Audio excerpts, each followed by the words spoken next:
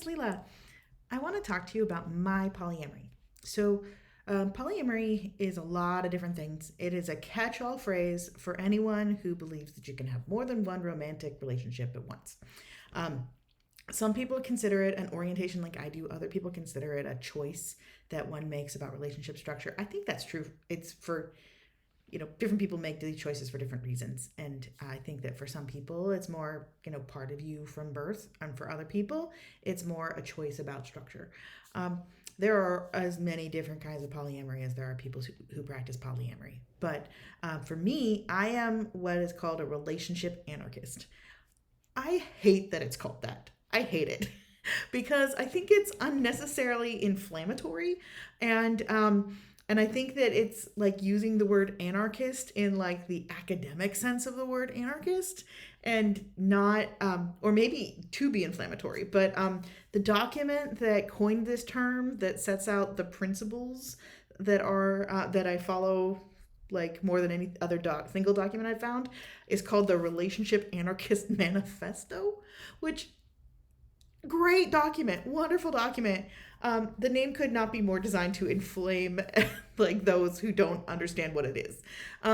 So let me tell you what this relationship anarchy means to me and what this is for my polyamory. So I believe that every relationship is its own unique thing.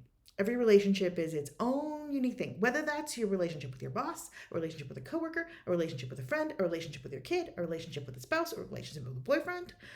Every single connection between two humans is as unique as those two humans coming together are.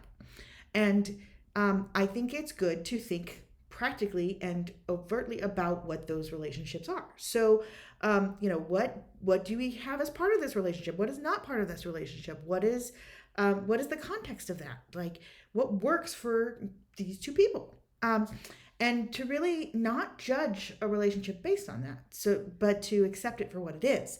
So for me, that means that the titles, the labels we use for relationships are really more convenience than actually dictating the relationship. And it means that my relationships tend not to have that traditional relationship escalator where we're friends and then we're boyfriend girlfriend and then we get engaged and then we get married. It also means that I treat my friendships with a degree of importance that is not typical in our cultural context. So what that means is that, like, a friend might be somebody who is a life partner to a person, and that relationship, just they define it as friendship, but that a person can be as close to their friend as you might be to a romantic partner, and that relationship's not any less significant because it doesn't have a sexual component to it. I've known people, and I'm sure most of you have too, where two people are those kind of lifelong soul friends. Relationship anarchy really honors that. Um, there's a tool for that is called the Relationship Anarchy Smorgasbord, which is something that people can use to sit down and talk to somebody about, well, what does this relationship include, and really come to kind of an understanding of what that relationship is. I think that communicating clearly about what your relationships are like, and making sure you're on the same page with people, gives a security and a trust that really helps friendships be more secure, and helps your emotional sense of stability in your friendships be more secure.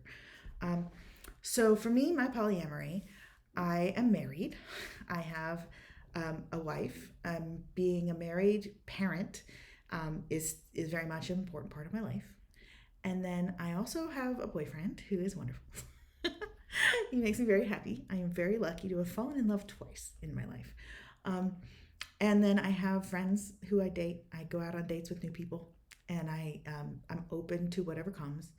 I do not feel like romantic love is something that can be thought and created. At least in my life, that has not been my lived experience. It comes when it comes, and that's the approach I take.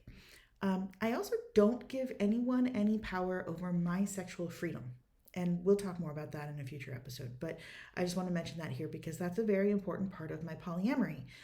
No one gets to make any decisions about what I can and cannot do with my body besides me. And to me, that is the core of my polyamory. I don't accept that other people get to tell me what I can and cannot do with my body. That's it. That's simple. So yeah, so that's my poly. Thanks and have a great day.